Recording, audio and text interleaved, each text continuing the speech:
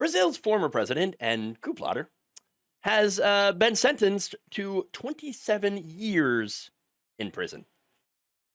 Thursday, a panel of 5 Supreme Court justices voted 4-1 to convict Jair Bolsonaro and his 7 associates of plotting a military coup and assassination of current president Luiz Inácio Lula da Silva.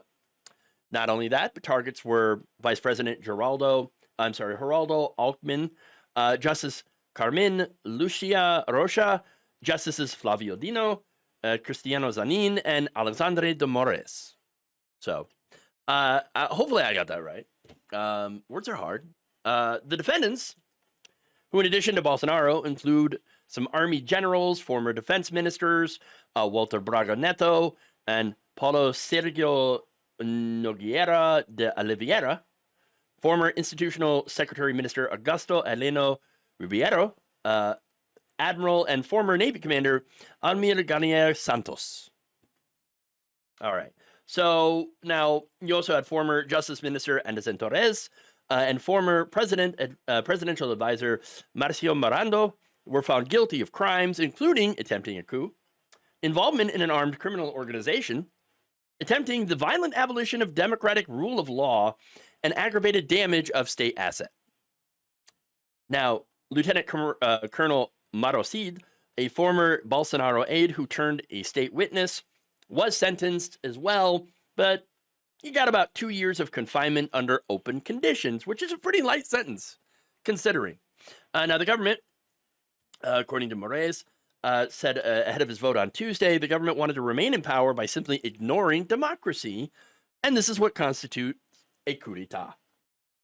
The leader of the criminal group made it clear publicly and in his own words that he would never accept defeat at the ballot, a democratic loss in the elections, and that he would never abide by the will of the people. Bolsonaro, who is currently under house arrest, denies any wrongdoing, still denies it, and he's like, fake news, political persecution. Boy, does that sound familiar. Now, he is also banned from running for any office until 2030 due to his abuses of power related to the baseless claims of election fraud. One of the justices who voted to convict spoke about the massive amount of evidence that they had against Bolsonaro. The case files show a coordinated criminal enterprise by the defendants who adopted the methods of a digital militia to attack the judiciary, the electoral system, and the electronic voting machines. God, that's so familiar. Wow, does that sound familiar? Jeez. I mean, yes, he claimed election fraud, which fueled the lies and conspiracy theories that led to the January 8th, 2023 mob that attacked government buildings. Again, so many familiarities.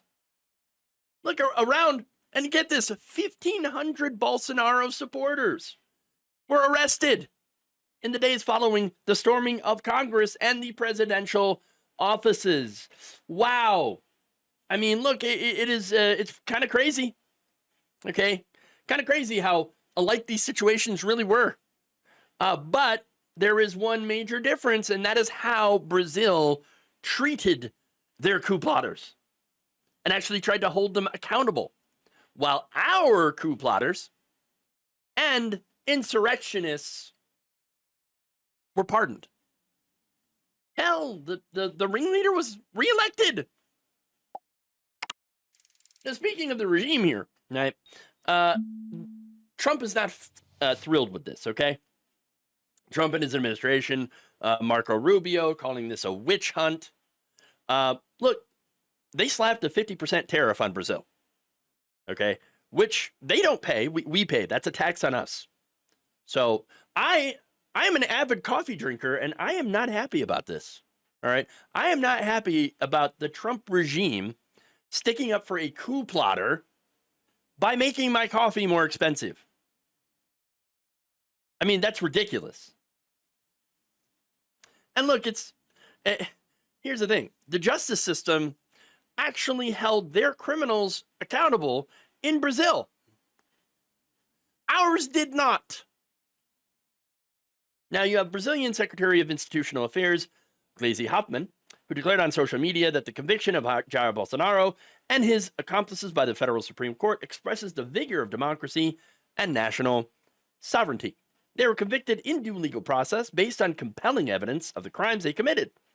It is a historic, unprecedented decision so that they may never again dare to attack the rule of law and the will of the people expressed at the ballot box. It is also the proud response of Brazil's judiciary to the economic sanctions and absurd coercion of the Donald Trump government in conspiracy with the traitors to the homeland in the service of Bolsonaro. Today, Brazil told the world that the crimes against democracy are intolerable and that they are unforgivable. Well, you know, you got to say one thing about Donald Trump getting back into power. The rest of the world is kind of showing you that, hey, you know, maybe or it shows the rest of the world that you can't be soft on people who tried to overturn democracy. Okay? And so, you know, that everybody else kind of got a wake-up call on that one. Like, oh, my God. Oh, they let that happen? After January 6th? They let that guy back into power? Oh, crap. Yeah, we're going to have to do something about that. Brazil has led the way, but you also have South Korea. And so, and look, all across the government now, or I'm sorry, all across the world, we have governments now that are not only tracking or taking the threat of right-wing authoritarianism seriously, but are also, in some cases, like, for example, Mexico, embracing a little bit of left-wing populism, like lifting people out of poverty. They're doing left-wing policies now. And look, it's not like they weren't doing it before. I mean, between 2018 and 2024, for example, under AMLO, Mexico, they went after poverty pretty aggressively, and the poverty rate went from 42% to 29.6, almost 30%. So they still have a long way to go, but that's pretty good. You got President Sheinbaum, who is now commanding an over 70% approval rating for tackling poverty. Weird how that works. So, yeah, what happens when you go left and actually try to do things to help working people? So, look, there are some upsides, okay, from the United States' massive orange-colored smear. All right, I mean, seriously. But that said, getting back to Brazil here, federal deputy Benita da Silva said on social media that Democratic Brazil is proud and celebrating the firm decision of the High Court, whose members suffered countless threats, including death threats, from the conspirators against the democratic rule of law. Referring to the, of course, the United States, da Silva praised the justices who, quote, did not bow to the threats to our sovereignty from the greatest external power. Now we have to defeat the amnesty coup of the convicted plotters that they are still trying to pass. She added in reference to efforts by members of the right-wing Congress still trying to pass clemency legislation for Bolsonaro. She said, no amnesty. No amnesty. So, you know, we still have to see how that turns out. But look, I mean, here's the thing.